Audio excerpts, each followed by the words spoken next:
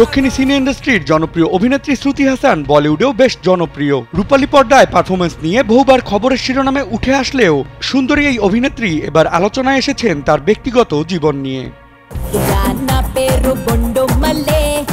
গত 4 বছর ধরে প্রেমিক শান্তনু হাজারিকার সঙ্গে গভীর প্রেমে মগ্ন ছিলেন শ্রুতি, কিন্তু হঠাৎ করেই হয়ে যায় ছন্দপতন। শান্তনু হাজারিকার সঙ্গে প্রেমের ইতি টেনেছেন শ্রুতি। সম্পর্ক যখন বিয়ের দোরগোড়ায়, ঠিক তখনই অভিনেত্রীর এক অদ্ভুত স্বীকারোক্তিতে তোলপাড় পুরো নেট দুনিয়া।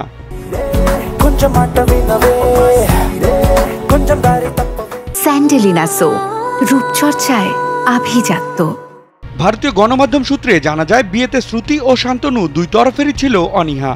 শ্রুতির সঙ্গে বিয়ের প্রসঙ্গে এক সাক্ষাৎকারে শান্তনু বলেছিলেন, আমি বিয়ে নামক বিষয়টিতে বিশ্বাসই করি না। আমার শিল্পী সত্তাকে কেউ কখনো গণ্ডির মধ্যে বেঁধে রাখুক, এটা আমি চাই না।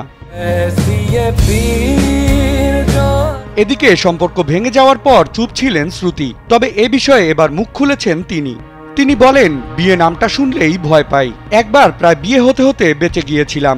আমি সম্পর্ক ভেঙে দিয়েছিলাম কারণ বোঝাপড়ার সমস্যা ছিল। মা হতে চাই, তবে সিঙ্গেল মাদার নয়, কারণ সন্তানের বেড়ে ওঠার জন্য বাবা মা দুজনেরই প্রয়োজন রয়েছে।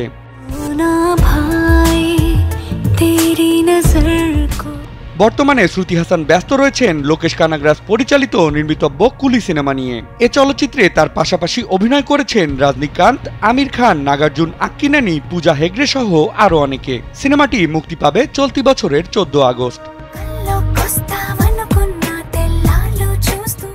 বিনোদন ডেস্ক, কালবেলা।